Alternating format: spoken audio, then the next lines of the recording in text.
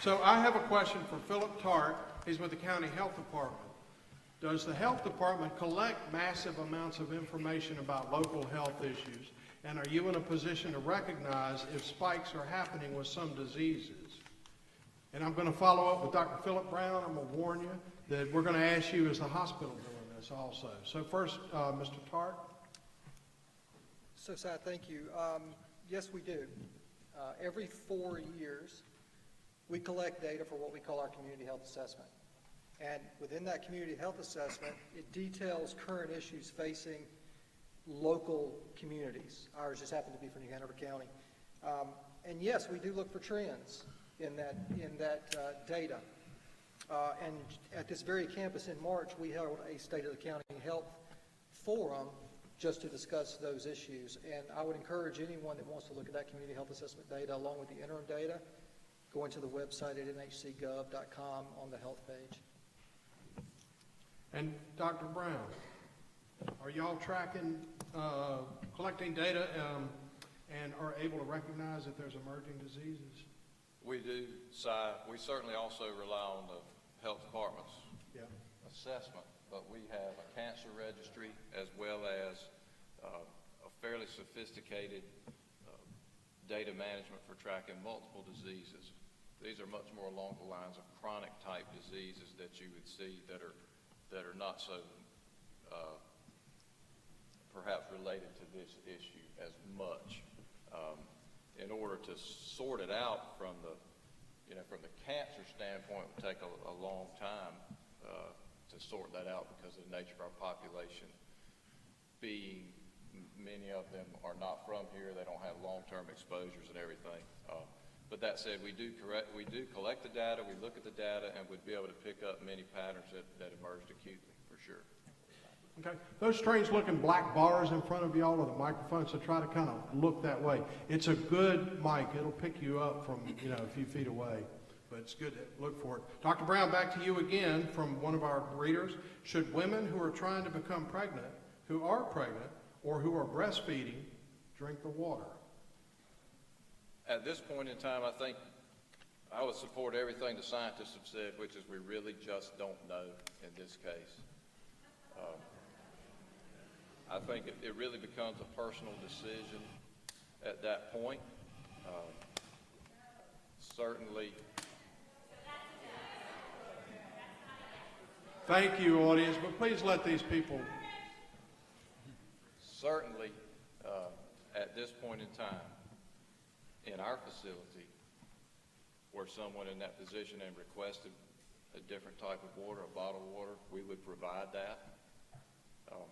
That said, it really is a personal decision. And I can tell you at my home, my wife has decided that our kids are not going to drink it. They're going to drink bottled water. And I myself personally have continued to drink the municipal water supply. So it's really a personal decision. We don't have the information. I can tell you that as your hospital, when we have the information, we will absolutely be ready to take a stand and tell you from a scientific basis what our position is. Thank you. A question? Please be polite. We're trying to get a lot of information out in a short amount of time. And so the time you guys spend disrupting this is time that we don't learn facts. And the purpose of this is just to bring facts to light. Commissioner Chairman Woody White, would you support a change in rules to allow CFPUA customers to disconnect from the water supply and drill their own wells? Well, if you'd asked me that question 3 weeks ago, I would have said no, because there are reasons why the mandatory connection policy is in place. The answer I'll give you today is I don't know. I think it's something this community needs to talk about. I know the state of North Carolina passed a bill last year that prohibits mandatory connections for extensions. So for future issues, that's been addressed. But I think it's important to look back on why the utility authority was created in the first place. For 100 years, the city of Wilmington was in the business of water and sewer. And over time, in the unincorporated areas, the county got in the business too. And you had two political entities in this community for decades and decades and decades, county commissioners and city council people who did the best they could to try to manage water and sewer. But predominantly, they weren't engineers and scientists and professional people dealing in those very important public health issues. They were politicians. And so consequently, over the late 90s, early 2000s, if those of y'all that lived here or remember, you couldn't open up the Star News without seeing a new report of a spill at Hewlett's Creek or a water warning that you couldn't swim in Banks Channel. I mean, we all remember this, right?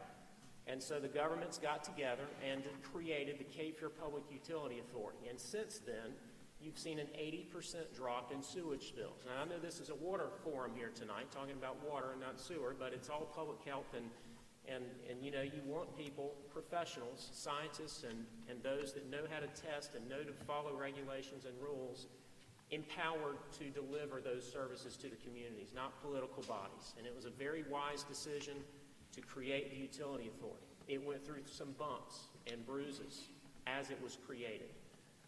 But we are in a better position today because of those decisions. And so the question, would you support drilling wells and getting away from the mandatory connection? It's tough to answer, because when it was created, they sold $187 million of bonds to build a northeast interceptor, to update pipes that were wooden in some cases, ceramic, because they were so old. They spent all this money to make this system better, and they have to pay for it. The federal government, the EPA, came down and threatened to take over, like this lawyer talked about, threatened to take over the job from the governmental entities because it had gotten unacceptably bad. And so part of what's called a consent decree was negotiated with the federal authorities to build better pipes, upgrades. I'm being general, but it was a lot of money, almost $200 million, and it's been done, and the bills are due, amortized over the next decade and a half, 2 decades. Now, you can delve into the numbers and see it all yourself. There's been other debt that's been created to make the system better, but how do you pay for that without a mandatory connection, without a focus on the greater good for the community? You know, I might not want to hook up to it. If I'm 499 feet away, that says I have to hook up to it. It's a 500-foot rule. Well, maybe I don't want to. Maybe I want a well. I grew up drinking well water in Bladen County. That's what I'm used to. But for the greater good, the health of the system, to have professional people testing my water and delivering water and sewer services every single day, and not political bodies, it had to be done. That's a long-winded and very verbose answer to, you cannot just say, absolutely, let's let everybody drill wells. It's a complicated concept, and the community has to get their heads around whether or not the mandatory connection policy is something they'd be willing to get away from. Question from Mark Benton of the NC Department of Health and Human Services. DHHS said the amounts of GenX detected are expected to pose a low risk to human health. What was that guidance based on? And thank you very much for that question. I'm the Deputy Secretary for Health Services in the department. That's quite all right. And it's thank you for the opportunity to be back here in Wilmington. And I know this is an incredibly important issue to you all. And to give you just a little bit of a background as to how we came up with that standard, the great thing about being in the department, about working in the field of health and human services, is that it's very much of a team approach. We have our local community health departments that are a very big part of that team. We have our colleagues at the Department of Environmental Quality, Sheila Holman to my left. And we also have a number of federal partners that we rely upon, not only in the CDC, but more importantly in the EPA when it comes to issues such as this. And so when we were first sort of learned, as you did, about the GenX being found in the lower Cape Fear River, we began looking for all of the available evidence, all of the published studies out there. We are a very kind of a fact-based science. We rely upon evidence, and so we look to that evidence. And some of the biggest studies, the more important studies, the published ones out there, sort of spoke to the results of this particular chemical in laboratory animals. And so we relied upon that, and there's actually sort of a generally accepted procedure about how you translate and walk a study that's specific to animals into humans. And so we relied upon the evidence, the science, and also what are the generally accepted sort of procedures in determining, what we consider to be a health risk. And so when all of that number crunching was done, the talking within our colleagues within our department and outside of our department more broadly, we reached the conclusion based upon the lab results that we had. And again, the only published lab results or water samples that we have are from 2013 and 14. And based upon those results, again, sort of backing it into the evidence that we had at hand, was that we felt that the amount that was in the river at the time of 2013-14 posed a low risk. I'm sorry, I didn't hear the follow-up question. No, that's it. The next question is for Stan Hartz. And thank you very much for that. The University of North Carolina Wilmington supplies water to thousands of students living on campus. What discussions are underway about the university's response to the discovery of GenX in the water? Okay. So I thank you, and thank you for the question being posed. I assure you that as a local of Wilmington, I've been a lifelong resident. I, like many others and people at the UNCW, woke up the morning to the news, saw the story, and we were very concerned. An emerging contaminant in our water supply is something that concerned us just like it concerned you. We've looked to our partners with the HHS, with DEQ. Right now, our stance is that we're monitoring it very closely. We're very anxious to get this data back from the lab in Colorado to see those results, as well as to get some more guidance from DHHS. We are prepared, and we're making plans in case there's anything that needs to be done in response to it. But right now, it is get the data from the scientists, from DEQ, from DHHS, and wait for that result. And very quickly, Dr. Brown, same with NHRMC, how is the hospital responding? Do you have concerns about patients and staff using the water? We do certainly have options for folks that request the water. But the fact of the matter is, just in our hospital alone, we use 150,000 gallons of water a day. That includes all the food service preparation, that includes bathing, that includes instrument sterilization, but 150,000 gallons a day. We're probably in this community the ultimate end consumer of water, and we have very limited alternatives, which is why we are very engaged in waiting on this result. It's essential to us to be able to see the result because we have such a huge dependence on a clean water supply. Thank you very much. And at this point, I'm going to bring on Vince Winkle with some more questions from you guys, the audience. Thank you. Good evening, everyone. Hello, panelists. One of the things we have to do in broadcasting is do a station ID every hour, so if you could bear with me. You're listening to WHQR Public Radio, Wilmington. All right.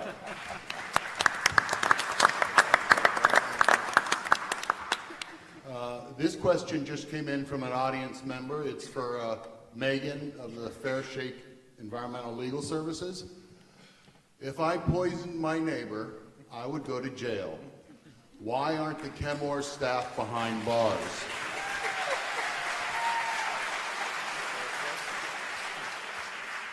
And that leads into the question, could federal law enforcement agencies or U.S. attorneys get involved in an issue like this? So, I assume that folks have followed the Flint story at least to a degree. And so, in terms of, okay, so the first half of that question, why are they not behind bars? I think that realistically that we do know the answer to that question in terms of the standards required to convict someone of a criminal offense. So the Clean Water Act does have some criminal offenses in it. Whether or not one has been committed here would be an issue that could be spoken to after more details are reviewed. So I think the answer is because the law is not designed to do that. You mentioned if your neighbor poisoned you, that's a very literal case where there's extreme harm happening and it's easy to prove. So I think that's why we're here tonight, is we need more information, and without information linking a behavior to the injury, you just can't have a successful action. So the law is limited, as I mentioned, in what it can do, but it can be a useful tool, but it's not going to be immediate. In terms of could US EPA step in, so North Carolina does have primary enforcement authority for the Clean Water Act and Safe Drinking Water Act. US EPA always has its oversight rules, so can it step in? Maybe. It depends on what enforcement discretion was going on at the state level. So I would always recommend complain to the US EPA, file a formal complaint with the US attorney. So the first thing you would want to do is to figure out what violations you think are happening and then let the feds know. They can investigate, and doing that creates a record that then you can use if you decide to take your own action. And also, the feds may do a more thorough investigation than is happening at the state level. That information you can then access through public records requests, and you can use that information in enforcing the law yourself in some cases. So there's always a good reason to file complaints, even if they might not be able to step in the way you want them to step in. Are you concerned? Vince, I'd like to add something. Oh, sure. Woody? The first phone call I made on Thursday afternoon that this broke, I believe June 8th, at 3 o'clock, was to the U.S. Attorney's Office in Raleigh, the Eastern District of North Carolina, which is a federal law enforcement agency that enforces all laws in the 21-county district east of Raleigh. I spoke to a U.S. attorney in the office that is charged with enforcing all environmental law regulations. Their grand jury proceedings are secret. They can't confirm or deny an investigation. Yeah, I know that's a common thing these days in Washington to talk about, but that's the rules that they have, at least in the U.S. attorney's offices. But I had a long conversation. I have no idea, I have no evidence whether any laws were broken. I think the lawyer, Ms. Hunter, makes a very good point. That's the process of an investigation and so forth. But this community needs to know that their federal law enforcement officials were notified within hours of this newspaper article being published. They confirmed to us that they were picking up the phone and contacting their counterparts at EPA to initiate an investigation as to whether anything happened either on the civil side, which they also have enforcement over. They can enforce this decree from 2009 if it's been violated. They can investigate. They have subpoena power. They can do all kinds of things. And if it reveals that they have criminal violations, they can put people behind bars. And so before we called anyone else, that's the first phone call we made. We haven't spoken to them since because it's secret. They won't tell us, but they know.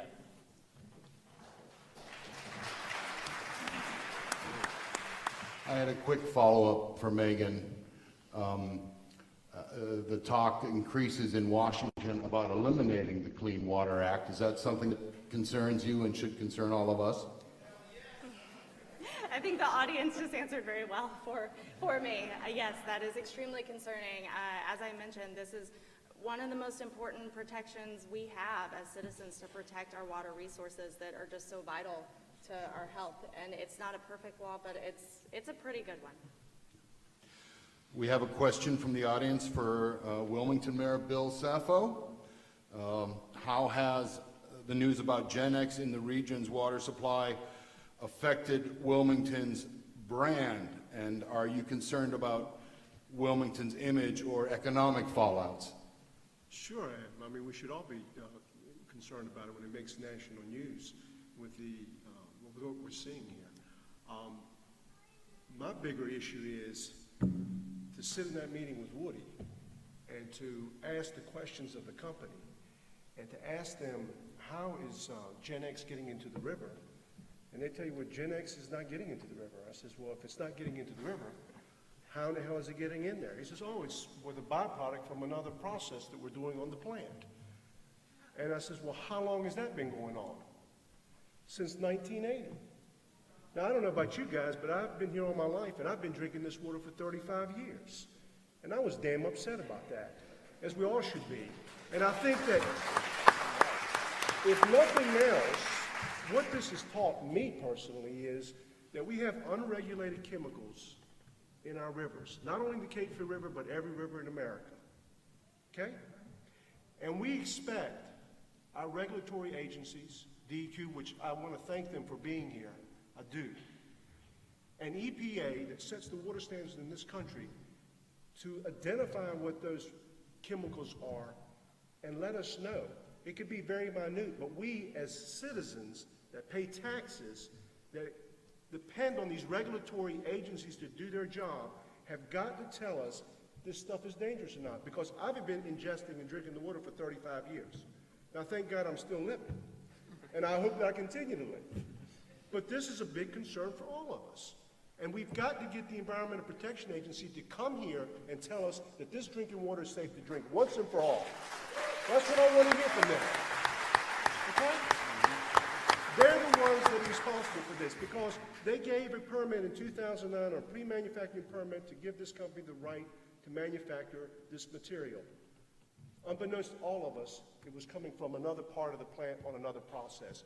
There's a loophole in the system, it needs to be fixed, and we can't fix it here. We've got to take it to Washington and fix it there. Thank you. This next question is for Sheila Holman with the North Carolina Department of Environmental Quality. Last week, Chemours announced that it would stop discharging into the river. The question is, how will the state make sure that Chemours doesn't let the toxin go back in the river in 3 or 6 months? Thank you for that question, sir.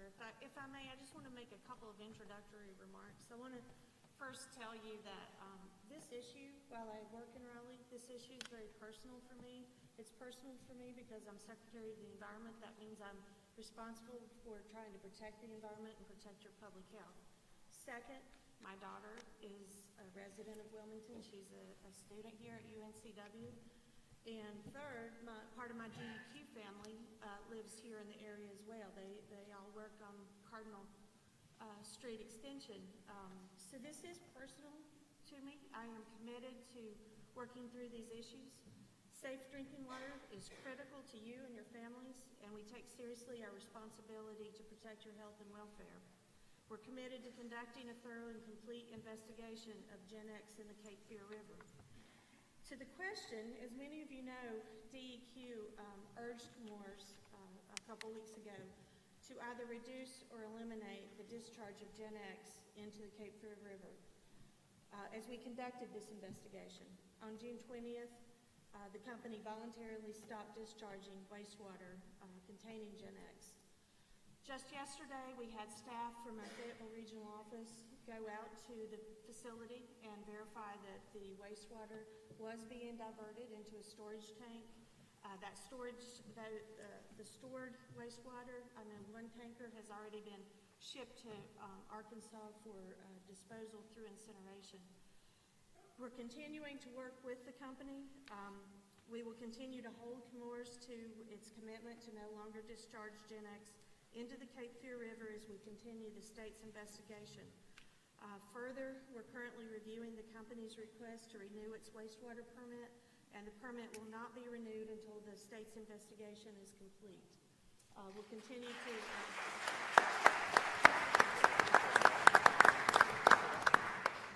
Thank you for that. We will also continue to work with EPA. We do know that EPA right now is at the site. They're doing a 2-day investigation into compliance with that 2009 order under the TSCA, and I'm drawing a blank on the acronym. Sorry about that. Thank you. Thank you.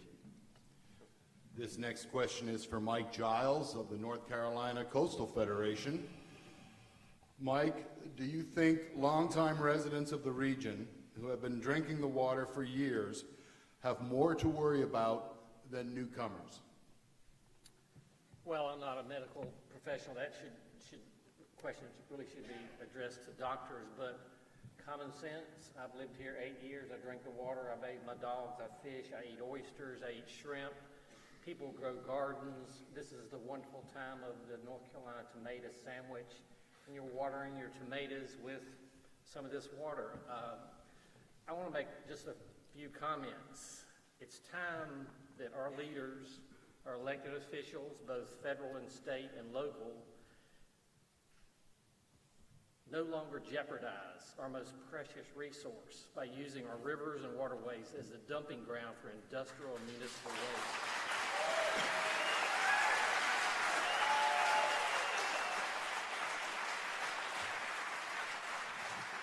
and then expect us to pay for it, to clean it up, and accept the consequences of potential disease or poor quality of life or even death. And these decisions based on tax revenues, jobs, and profits over human health. More studies and research is needed immediately, but what Sheila Holman just said, if the Kenmores DEQ does not renew their wastewater permit, will they have to stop operating? That's a question I have. More studies are needed immediately because every day our senior citizens, our children, our doctors, our food processing people that work at seafood plants, people that make their lives, their living, their livelihood off the water could be jeopardized. The budget just passed by our state leaders reflects more attention to corporations and profit than the children, the workers, the senior citizens' needs, and the basic human right for clean water. Thank you.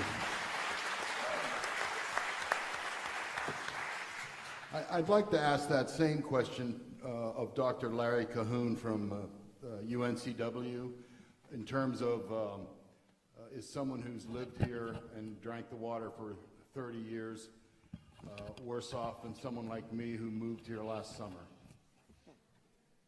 Yeah, Okay, Larry Cahoon. yeah. I mean, the risk of most of these cancer-causing agents, and it's still unclear if GenX is a cancer-causing agent. It looks that way. But a lot of these other compounds that are part of the cocktail haven't been tested for that at all. The longer you're exposed and the more stuff you're exposed to, the more likely it is that something will happen to you. So yeah. And I've been drinking that water for 33 years myself, raised both my kids on it. You better believe I'm concerned about that. Thank you. Here's a question that just came in from the audience for Dr. Knappe. If GenX is in our water supply, does this substance enter our fruits and vegetables through irrigation? And have any tests been done on detecting this substance in our local produce? Yeah, that's a good question. For GenX, no such data exists. But for some of the shorter chain compounds, like the PFBS, that's the new Scotch Guard, that's taken up more readily by plants than the old stuff. So it's something to think about when you do your local gardening. So I wrote a little Q&A for another TV station, and they basically posted that, rain barrel is a good way to go. Thank you. This is a question for Philip Tarte, excuse me, of the New-Hanover-County's Health Department. Has GenX impacted people using wells for drinking water who are near the Cape Fear River? So I know we have few people that are on drinking water wells, and it's just as concerning for them. We had a report 3 months ago of the air quality in this community, and I too moved my family here, and as a public health director, we pride ourselves on helping our community, and I agree it's very frustrating as a public health director to not have all the answers, but I will tell you, for wells, we do follow state standards when it comes to testing drinking water wells in this state. Right now, we have no technology available to us to test drinking water wells for this particular compound. But I do know our state partners, and I won't speak for you, but they are, I will. I'm sorry. But we do have 3, I think, wells that were tested along the Cape Fear River. That information is forthcoming and should be released. But I honestly will tell you, we have a commitment to get that information to you just as soon as it comes. But I know that's a concern. We are having partnering with the state on that. They're testing that. As soon as that's out there, we'll post it for you. Thank you. This next Question is for Mike Brown, the chairman of the Cape Fear Public Utility Authority. CFPUA raised its rates right in the middle of this crisis while residents were buying bottled water because the CFPUA water could not be trusted. Can you walk us through the conversations that the board had that kept that on the agenda? So,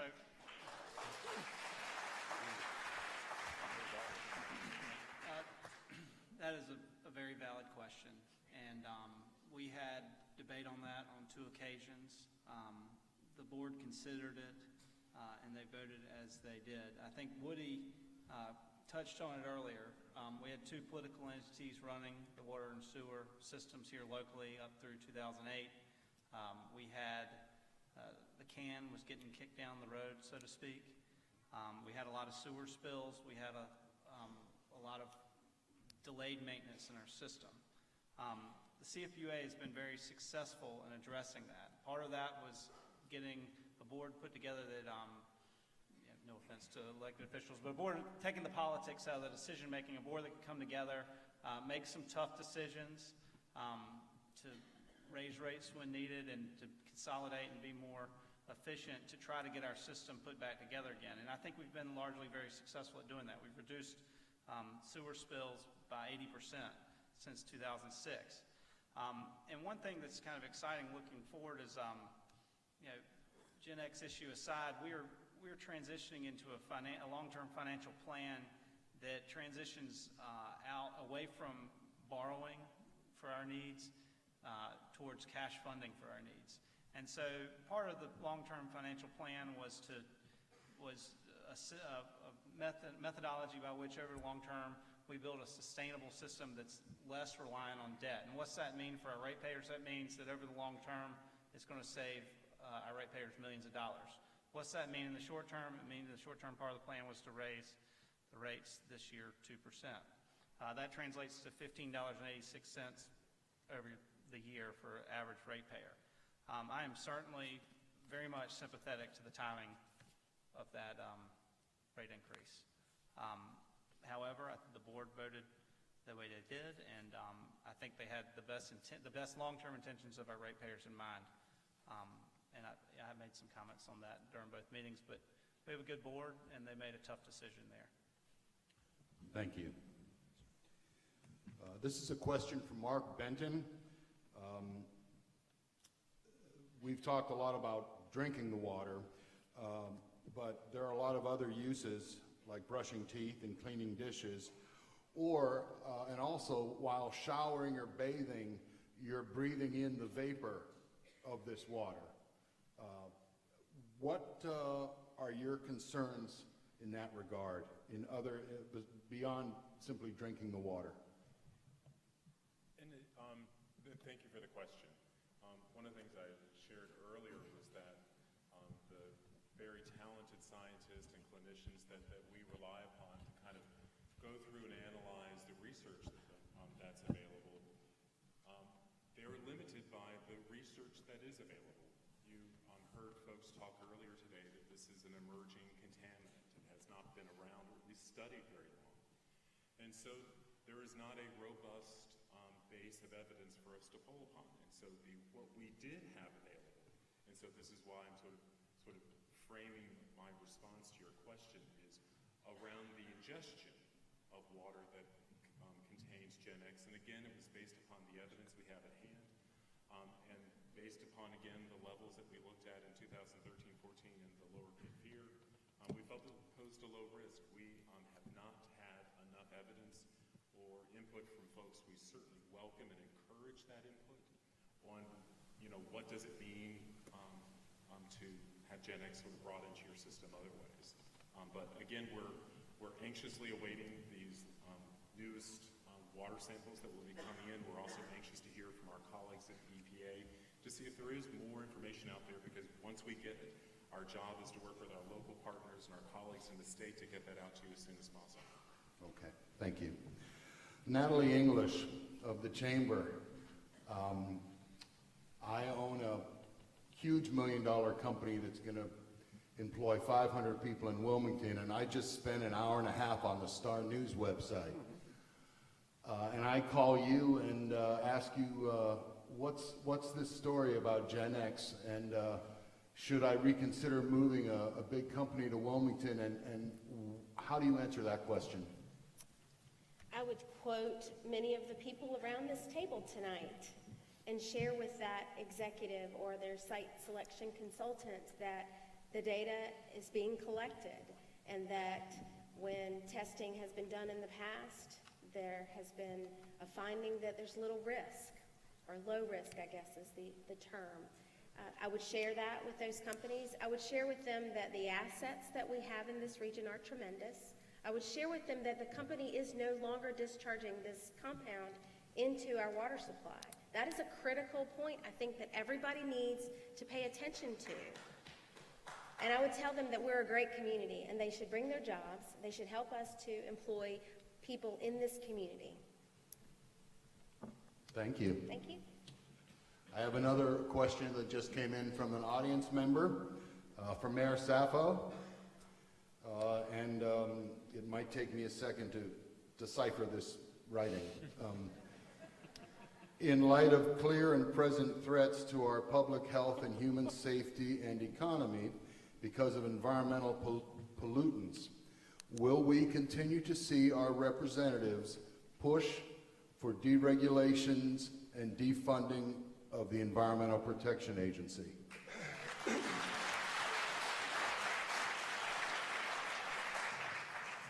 I think if there's ever been a better example of why we need a strong EPA, this is it. But it's not just the EPA. When you get on an airplane, you want to make sure that plane flies, so you're trusting the National Transportation Safety Board. When you're going to the supermarket to get food, you expect the FDA to do their job and to make sure that the food that we're ingesting is good and safe. And when you're around a nuclear power plant, you want to make sure that the nuclear regulatory agencies are also doing their jobs. I think it's critically important that we have strong environmental agencies in this country, because we do want to manufacture here, but we want to make certain that what is being manufactured is not poisoning and creating havoc in our communities, okay? That's critically important. So you have to have a good balance, and to have that good balance, you have to have strong regulatory agencies in place to assure the public and the citizens that what is being manufactured is not poisoning and killing us. And that, to me, is the most important thing. So yes, I believe we've got to have strong EPA, we've got to have strong regulatory agencies, and give these people the rights to make sure that these companies are doing right. Because no matter what, it took an entire community to make Comores stop doing what they were doing, and it took the Star News to break the story, and within 30 days, they found that they could stop this from happening from 1980. So it was you, the citizens, that made this happen. But we've got to stay behind them and to make certain that they're doing the right thing through our regulatory processes and our regulatory agencies to make sure that they test this river. Because the Cape Fear River not only provides water to the city of Wilmington and the county of New Hanover, it provides water to a lot of people. And there's a lot of industry and commerce and citizens that live along that waterway that we need to make sure that that waterway is constantly monitored and taken care of. Thank you. Thank you, Mayor. Kemp Burdette, the Cape Fear Riverkeeper. Last week at the community meeting at the Coastline Convention Center, you said something very interesting that I'd like to hear you say again regarding if the river is sick, the people are sick. Can you?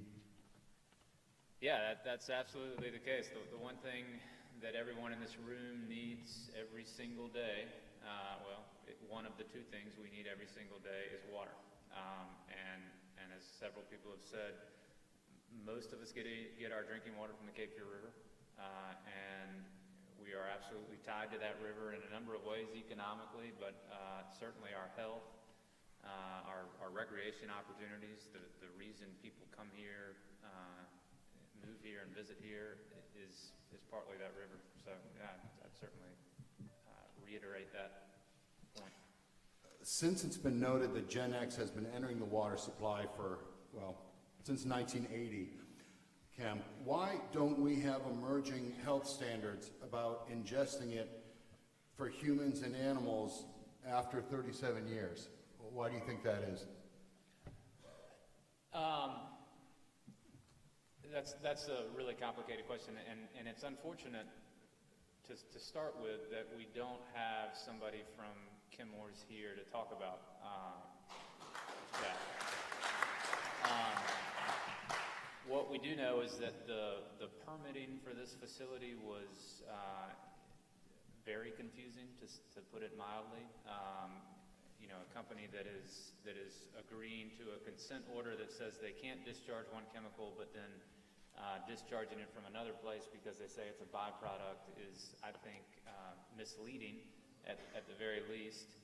I also think that we need to be taking a pretty hard look at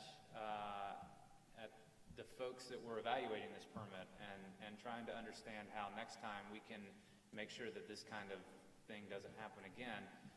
But kind of at the 30,000-foot view, I think the reason why that happened and the reason it happened for so long is because of the way we approach this kind of thing in the United States, which is we totally ignore one kind of main tenet of risk management, which is the precautionary principle, which Dr. Wild-Ramsey mentioned earlier, which was, hey, let's take something that's very risky and put a lot of effort into evaluating that risk on the front end before releasing it into a drinking water supply.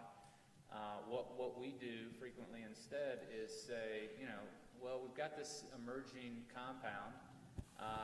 We've got some reports that indicate that it might be toxic to lab rats. It's a lot like another compound we've seen that was very toxic. But let's do this. Let's release it into the drinking water supply, and let's see what happens, and then let's try to deal with the fallout. And that is a very, very stupid way to do business, and we need to learn from that.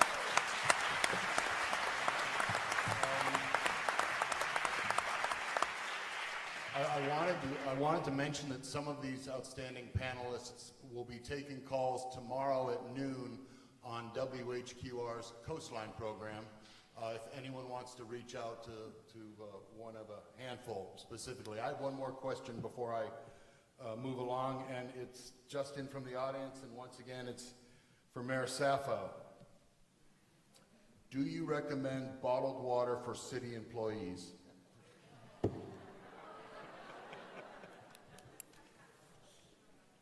I have based my decision based on what DEQ has said.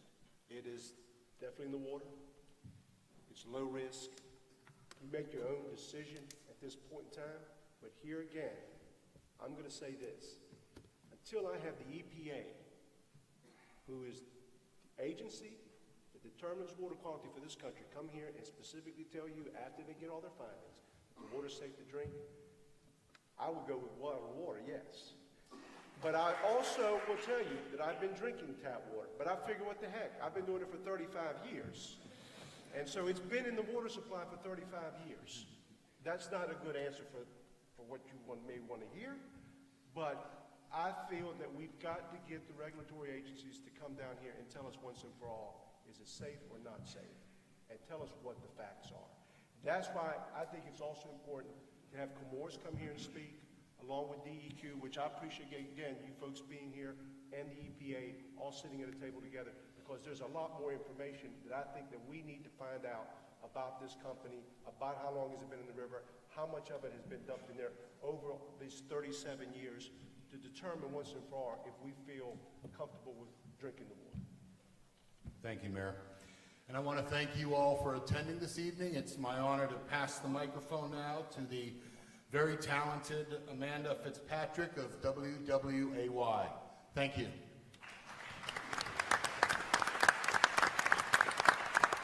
Hello. I know a lot of you are like me, listening to every word, right? I have a lot of questions. A lot of you have submitted so many awesome questions, so we are going to try to get through as many as we can. I started with about 4, then I had 8, and then it continued to grow. So we're going to try to get through them. And thank you, panel, for sticking through this. I know it's not hard being in the spotlight. So we do appreciate you for coming. First question off the bat. This question is for Dr. Joseph Wald-Ramsey with the Center for Research on Multinational Corporations. Dr. Wald-Ramsey, should Chemours or water providers be responsible for paying for any, including up to full-body early detection cancer screenings that some concerned citizens may want to do for themselves? Yes. I know it sounds harsh, but certainly if you look at responsibility of companies, of corporations that are putting these chemicals out, the responsibility for remedying the impacts, the environmental and the human rights impacts, does lie with the corporation. So obviously, I don't want to get anybody's hopes up that that's actually going to happen, but I certainly think that's something that all of us who have been drinking the water for so long should be thinking about and should be uniting around and working with some of the local activists and some of the local organizations that are here doing that and pushing for those who are responsible, those who have been making the money. Again, it's sort of follow the money kind of thing. DuPont, the parent company of Chemours, has been making money off this situation for years and years and years. So we need to unite as a community who's been impacted by that and take that to them and force them to come in and pay some remedy. And it's obviously there's a lot of going through strengthening the environmental authorities, electing officials who are going to strengthen those institutions rather than defund and rather than dismantle them, and continue to make our voices heard and really get out there and push the company to take its responsibility to remedy the impacts that it's caused. Thank you, sir. Following up with that question, though, for Mark Benton with the NC Department of Health and Human Services, how can doctors determine if I have GenX in my body? Thank you for the question. And unfortunately, we have a couple of doctors on this dais to sort of confirm my answer. But to the best of our knowledge and the knowledge of our teammates is that there is no current blood test available to actually be able to detect whether an individual has the GenX compound in their body. But again, I want to make sure that our physicians on the panel actually have a chance to confirm that if I've gotten that incorrect. Please, oh, yes. There may be not a quick medical test, but certainly there are lots of data that have been collected on other fluorochemicals in blood serum, and that's the way we would know how much GenX has accumulated in the human body. So that's a study that could be done, and that's a study that was done for C8 in the Parkersburg, West Virginia area. So there is a way. There is a way. Thank you, Dr. Knappy. Good question. This is for Riverkeeper Kemp, Burdette. Are there other unregulated chemicals in the Cape Fear River at unsafe levels? Yes. Short answer. Dr. Knappy's study identified, I believe, 6 other fluorochemicals that, are also found in the rivers, some actually at higher levels than GenX. But, there are also other things in the river that are unregulated and that are harmful. On our panel last Wednesday, Dr. Suzanne Brander from UNCW talked a little bit about endocrine disruptors. And, these are kind of, she might not say newly emerging, but I think to a lot of folks that work in the environmental field, this is something that is getting a lot of attention recently in rivers. These things come from things like pesticides, from all kinds of chemicals that are in our environment that run off into our rivers and can have, significant impacts. You folks may remember not too long ago we worked on coal ash. Coal ash was seeping into both surface waters, rivers, and groundwater. Those seeps, those leaks of the contaminants in coal ash were unregulated, and they were certainly harmful. And there are a number of other ways that harmful compounds and chemicals get into our rivers and our coastal waters and our groundwater and are unregulated, and that just is, that's what we all deal with on a daily basis. Thank you, sir. This question is for Woody White. Earlier this year, the county passed an amendment to the special use permit that changed 15 heavy industry categories so that they have a less stringent review. Do you believe, in light of GenX, this should be revisited? No, I do not. And why? Have to ask. Because the two issues have nothing to do with each other. Can you not hear me? The two issues have nothing to do with each other. This is regarding a discharge that's 80 or 90 miles upstream from us. And the special use permit was how we plan for industrial uses and where's the best place to put those things into our community and what the process for transparency is. Those rules were rewritten. They were the process of community involvement for 2 years. And the biggest mistake you can make as, I think, an elected official is to make long-term policy decisions that are supposed to be the product of a process that the community embraces over the long term in a short term, or as a result of a crisis or a panic or a hysteria, which is legitimate here for GenX. But it doesn't relate to the special use permit. I know there are a lot of people in this audience that were very active in that process, some that supported, some that opposed. This is not the right forum, in my opinion, to discuss that, but no, I would not support making changes to it. I guess a follow-up question would be, do you believe that if businesses aren't considered heavy industry businesses, that is why they're able to maybe have this happen? Do you think that that is effect from that? No, I think that if we don't have heavy industry, we don't have jobs, and we don't have clothes on our back, and we don't have food to eat, we don't have trucks to drive, and we've got to have any and all industry and a diverse economy in every part of a civilization. And so what we're doing is focusing on that and not focusing on where the regulations need to be. And as the mayor said, and as we all agree, we know what is regulated and we know what's not regulated. This process is messed up. To have something, as Kemp said, that you can dump in the river and use us as guinea pigs, which appears to be the way the federal government has done it. I think we're all being educated here locally about that is wrong. It's the wrong inverse process. It should be the other way around. But to then say, well, until we know that, we can't have any jobs or any industry. A lot of jobs in industry don't necessarily have water permits or air quality permits. Some do. Some are perfectly safe. Some are harmful. The ones that are harmful need extra scrutiny and extra attention, and we need to demand as a community that we know that, A, and that our regulators police it, B. There's an interesting fact about this GenX issue.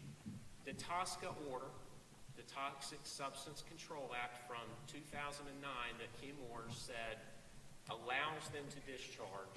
We were sitting in the room, and we all learned at the same time with Adam Wagner, who was the Star News reporter, that the company captures the GenX 100%. And the guy said that from the company. And either the mayor or I or both incredulously said, well, why are we here? You know, how did the GenX get in the water? And they said, well, that's an unintended byproduct from this building down the street, how we make vinyl. That was incredible to us to learn that. And that's when the revelation came that it's since 1980. They discovered GenX as an easier, ostensibly healthier, we're told by them, we don't know that, methods of producing a product that they knew was harmful for years, and they substituted it for C8.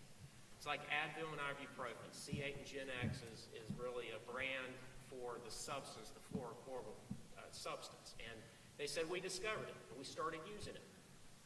And we said, well, if the EPA said you had to capture it in the production process, are you saying that the EPA allows you to discharge it when you do it as an unintended byproduct when you're making vinyl? And they said yes. That made no sense to any of us in the room. It defies common sense. It strains credulity to understand and believe that the EPA would say, oh, you're fine on this, but you're not fine on that just down the street at the 2,100-acre facility. It's absurd. So I'm anxious to see if the EPA confirms that that is the status of the federal regulation. I know I kind of veered off track there a little bit. It was intentional because I wanted people to know that that was information we got from that public meeting that is vital to this whole process about disclosure. And if we're going to change the policy in Washington, we got to understand why it exists and how it exists. We're not going to change it if we don't understand. Amanda. At the meeting, you also mentioned that you were still drinking tap water. One of the questions, and I promise I'm going to get you out the hot seat in a minute. One of the questions by Commissioner White, Mr. White, are you continuing to drink tap water now that you have learned more about the dangers of GenX and other contaminants in our water? And then I'm going to give you a break. I am. It's a personal decision. I mean, our family is pretty healthy. We try to eat healthy. We eat healthy foods. We don't smoke. We live a healthy lifestyle. Rarely do I eat fried chicken. I love it when I do, but I don't indulge in it very often. I don't drink soda, maybe once a month, because of the sugar and all the health problems. We try to make very healthy choices for our family and for our children and ourselves. And this one is the same. I mean, like Bill, if it's in my body, if we have accumulated some of this stuff over the next month or two, I hope it's not going to make that much of a difference. Either it's already hurt us or it hasn't. And so, yes, I'm assessing that risk on a personal basis, but I also will tell you every time I take a sip, I think, geez, what the heck am I putting in my body? I want to know. And I also drink bottled water when it's convenient. So I'm trying to manage that risk as much as everyone else. Health Department, Philip Tarte, do you have a response to that? No, we're drinking the water as well at home. That's a personal decision we've made, just like the chair said, but I think for each individual, they have to assess their own individual risk for their own family, but that's what we're doing. Sir? Paper, pen, comments, questions? I may read your comment. All right, Sheila Holman, DEQ, question for you. Who initially gave permission to the allowing of the chemical to go into the river in the first place? So, thank you for that question. You're welcome. I want to go back to a little bit of the background